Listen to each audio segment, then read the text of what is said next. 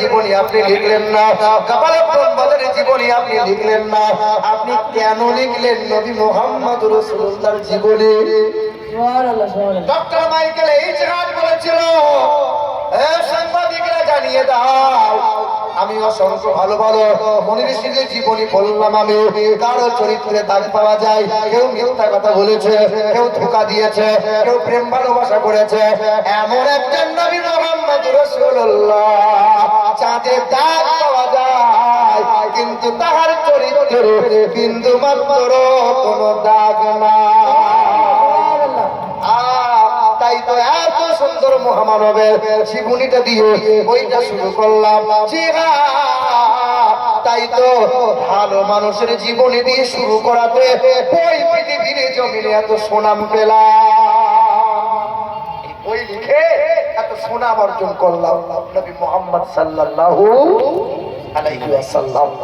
এ বাবাজিরা, ভাইরা আমার, আল্লাহ পাক রব্বুল আলামিন জানিয়ে দিলেন, আমি মহান মালিকের দুই ঘোষণা, এক হলো মুহাম্মদুর রাসূলুল্লাহ, দ্বিতীয় হলো কালামুল্লাহ।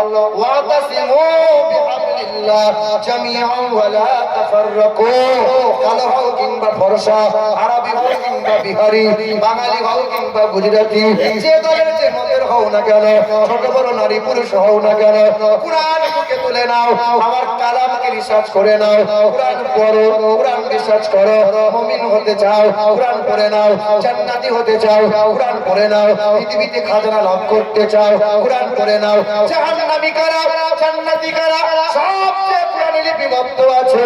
বান্দা কুরআন পড়ো, ছেলে মেয়েদের বুকে কুরআন দাও। আমরা তো দেবো না, না, আমি আপনাদের বলি নাই যে আপনার ছেলেকে হুজুর বানান, হাফেজ বানাতে হবে না, মৌলভী বানাতে হবে না, মিডিয়ামে পড়ান। আপনার ছেলে ডাক্তার হোক, আলহামদুলিল্লাহ, মাস্টার হোক, দোয়া করি আলহামদুলিল্লাহ, আপনার ছেলে প্রফেসর হোক, আলহামদুলিল্লাহ, কিন্তু আপনার ছেলে যেন বিয়াদব না হয়ে যায়।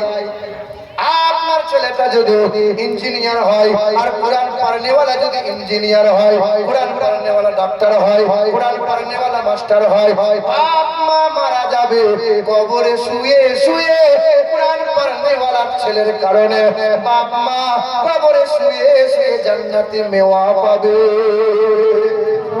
এখানে কত মহিলা বসে আছে, তুমি একটা সন্তানের মা, তুমি দুইটা তিনটা সন্তানের মা, আমার মাও একজন মা, খাজা বাবার মাও একজন মা, বাবা নিজামউদ্দিন আউলিয়ার মা একজন মা, বাবা বাবাউদ্দিন আউলিয়ার মা একজন মা। ও মা, কত মহিলার বাচ্চা হয় না, রাত দিন কান্না করে, তুমি তো একটা দুইটা তিনটা ছেলের মা।